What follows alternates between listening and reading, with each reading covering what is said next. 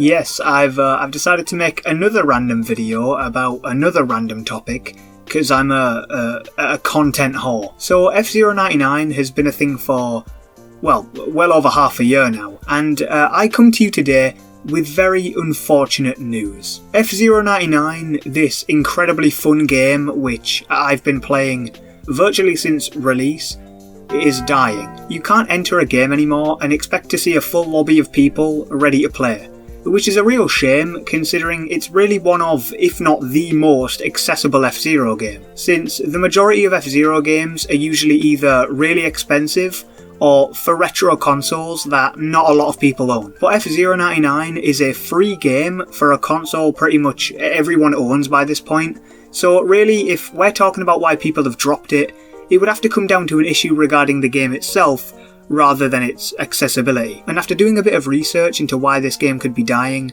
I found two main reasons which not only do I agree with, but I also kind of experience when playing the game myself, which upon recording this I actually can't do anymore since my Nintendo Switch Online subscription has now ended, so that's one player down, 3 to go. Anyway, so with that little tidbit aside, the first reason as to why I believe this game is not dying but dead is because of its stale gameplay. And I know I made a video in the past explaining why the gameplay wasn't stale, but I have since changed my mind. In my original video talking about the game, I kind of brushed over the track voting thing. I'm pretty sure I said something like, after unanimously agreeing on Mute City, but despite me brushing it aside before, it's actually became somewhat of a problem. People keep voting for the same tracks over and over and over again, and it makes experiencing new tracks almost impossible sometimes. The only way you can play anything other than Mute City or Big Blue is if you enter one of the leagues, and even this has been ruined to an extent, since 10 times out of 10 you're going to have to suffer through one of the mirror leagues, which is basically just the normal tracks but, you know, mirrored. So if there isn't variety in tracks and there isn't variety in the leagues, what is there variety in? Well, certainly not the cars, since there's only 4, and some of them are just objectively worse than others. And there isn't much variety in the decals either, since when you're looking at it from the back, there really isn't that much of a difference, is there? It's crazy to me how the exact same game can go from good to bad in the span of half a year. It's baffling how F-Zero 99 managed to do that. And that's not even mentioning the second factor. Speaking of the second factor though, I might as well talk about it.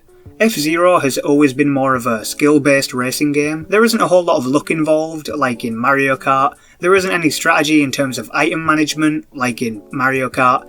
It is purely skill-based, and that's completely fine. In fact, people would refer to Mario Kart as being more of a party game, while others would refer to F-Zero as being more of a serious, hardcore racing game. And that's the way I believe it should stay.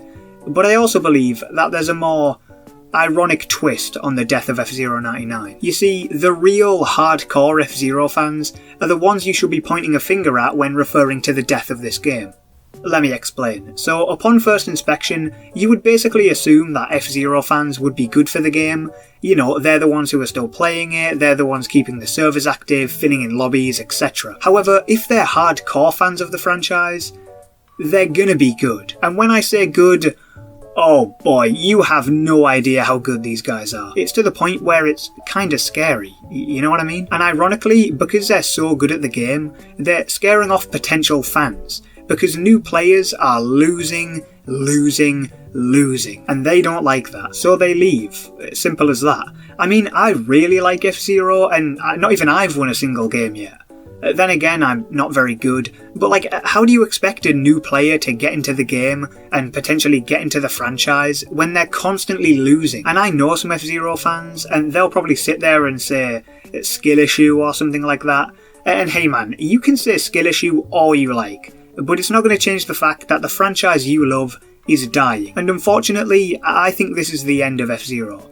This was our chance to really prove to Nintendo that F-Zero wasn't a dying franchise, or, you know, wasn't as dead as Nintendo originally thought. And we, as fans, completely blew it. We proved nothing. So I hope we as fans can enjoy the small amounts of F-Zero that we have, you know, in Mario Kart and Smash Bros. And I think F-Zero has taught me a valuable lesson. In the end, the true essence of a game franchise is not measured by its sales or longevity, but by its lasting impact it leaves on the hearts of those who played it.